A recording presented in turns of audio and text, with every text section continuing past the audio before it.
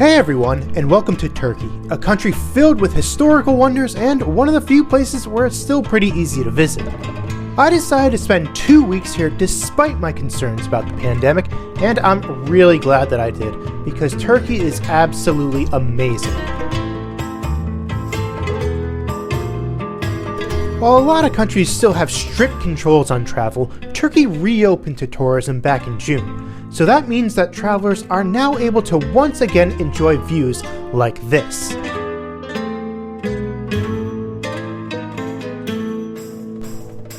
But just because the country has opened up once again, doesn't mean that things are back to normal. And nowhere is that more apparent than when visiting the airport for a ride aboard the country's flag carrier.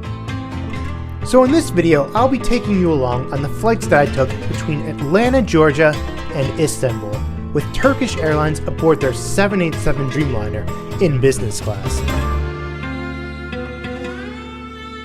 That means that I've pieced together footage from both legs of my journey for a more comprehensive review.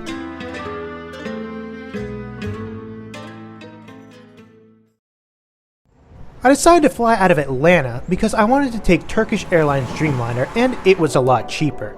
I arrived in the domestic terminal from New York and it was fairly crowded. The international terminal, on the other hand, was a complete ghost town.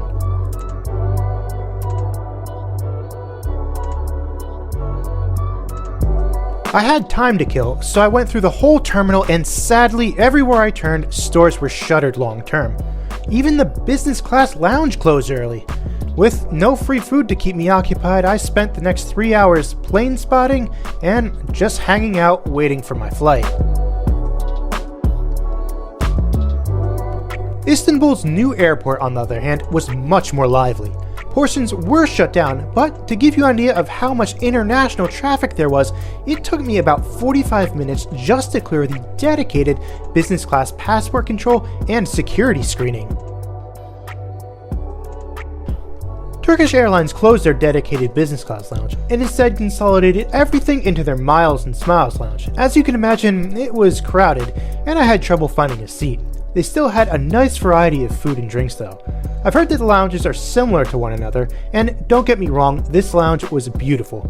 But I was still bummed that I wasn't able to visit the business class lounge, given its great reputation.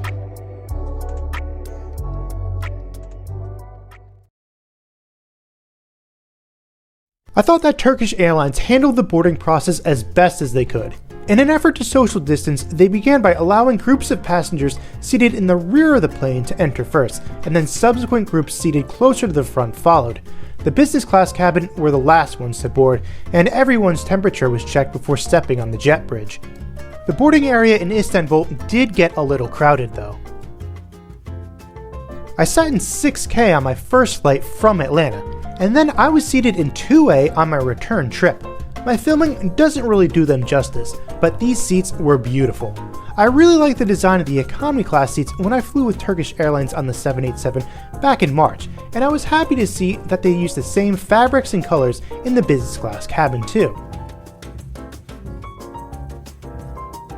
These are the same seats that Singapore Airlines uses for their regional business class, and I've read some negative reviews about them before, but my first impression was completely positive. Although I did have some minor grievances that I'll talk about later.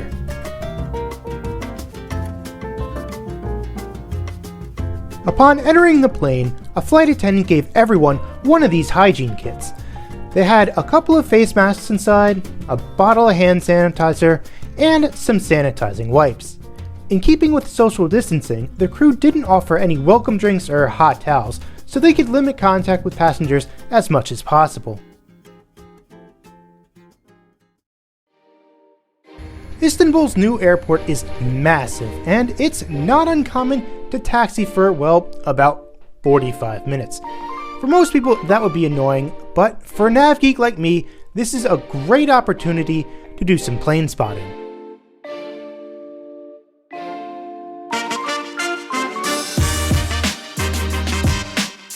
On our way out to the runway, we passed a number of planes that were wrapped up for storage. This was definitely a sad reminder of the times we're living in.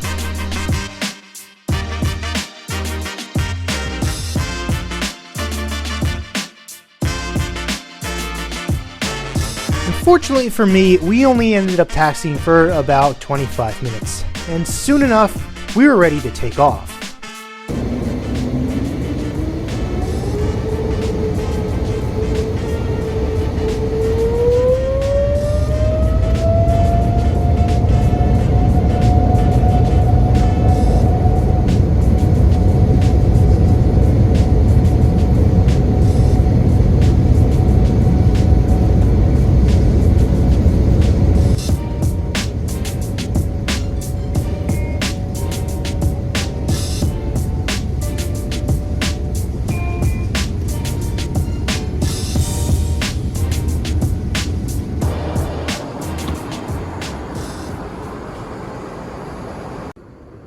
It's a long flight between Turkey and Atlanta, so I had plenty of time to get acquainted with the cabin. A thin blanket wrapped in this eco-friendly packaging is waiting for each passenger when they get to their seat. This shoe bag was also in the footwell, and when I looked inside, I found a nice pair of slippers.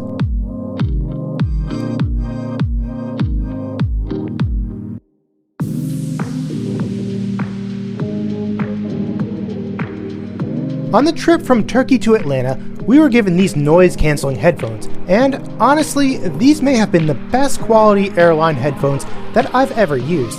Flying the other way though, from Atlanta to Turkey, we only got these economy headphones. I'm guessing this was another COVID safety measure. When we were leaving Istanbul, the crew handed out these Versace amenity kits, which were filled with Versace products of course, a toothbrush and toothpaste, a nice eye mask, and a pair of socks. Again, these were only on the flight that departed from Istanbul. No amenity kit was handed out when we left Atlanta. Let's have a closer look at the seat itself. There's a little mirror that you can pull out next to your shoulder, and beside that, you have a storage cubby that has a universal outlet inside. The headphone jack is right above the armrest, and next to that is this cool control panel. There's also a remote that allows you to control the IFE system.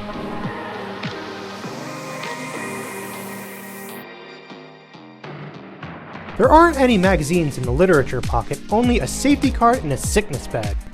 The tray table pulls out from underneath the IFE screen, and it's nice and sturdy. There are 3 reading lights located next to your head, and they worked well. The downside for the seats that I sat in though was that they blocked the window.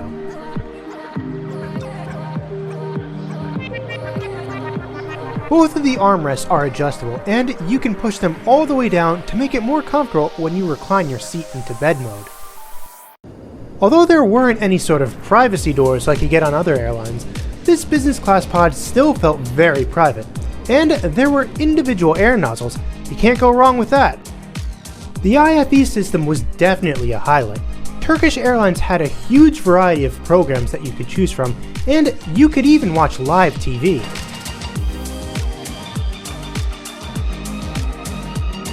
The in-flight map worked very well, and it was fully interactive, which I always love to see.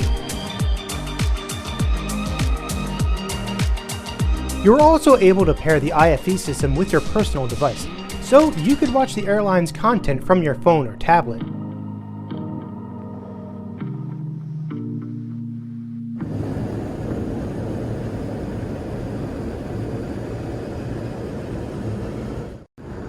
Soon after takeoff, the windows and lights were dimmed, and the crew handed out these drink menus that had a very limited selection.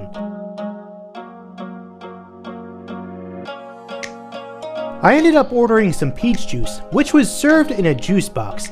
I tried to put it in a glass, but I ended up spilling most of it all over myself.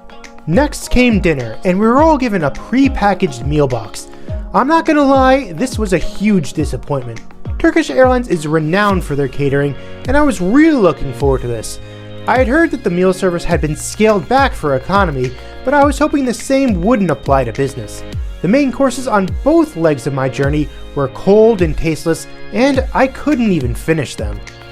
I heard similar complaints from other passengers too. One guy next to me said that Turkish Airlines had always done right by him, but the food was just terrible now. I understand the need to be cautious, but from what I've been seeing, other airlines have been able to modify their dining experience to be both safe and include meals that passengers enjoy. I hate to be so negative, but this was really my only bad experience from both of these flights.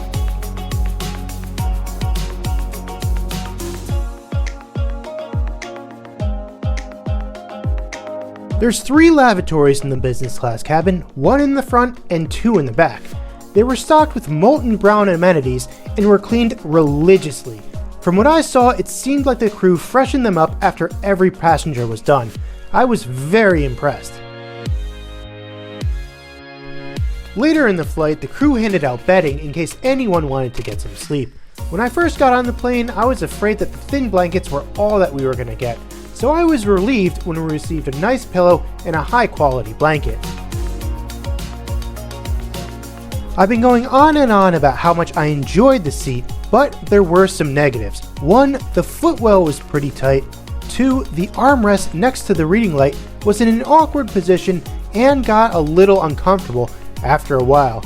And 3, I kept bumping into the control panel while I was trying to sleep, which would always turn on the TV and got annoying after a while. I want to stress that these were only minor issues to me and that I was very comfortable on both of these long-haul flights. 2 hours before our arrival, the pre-landing meal was served. Unfortunately, this was just as disappointing as the dinner service. My advice is to eat as much as possible in the lounge and maybe even bring some snacks along with you. I also got very thirsty on both flights, so I'd recommend buying a bottle of water in the airport so you don't have to go back and forth to the galley. I've heard people say that these cutbacks in service is just Turkish Airlines being cheap. I disagree. I think that these were all well-intentioned measures to protect the passengers and crew from COVID. That said, I do think that they went a little too far.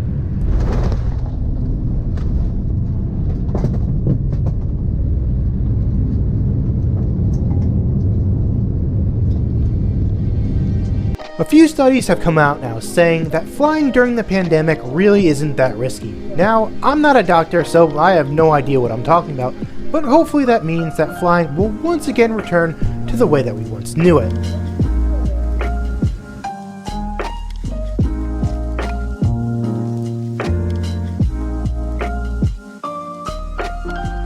Despite all of my complaining, these were still great flights, and Turkish Airlines has cemented itself as one of my favorite carriers. I've seen that they've recently started operating the A350. That's very exciting news, and I can't wait for them to start flying it to the US. Anyway, that'll do it for this video, and just as a disclaimer, I am not encouraging anyone to travel right now. Take care, everyone.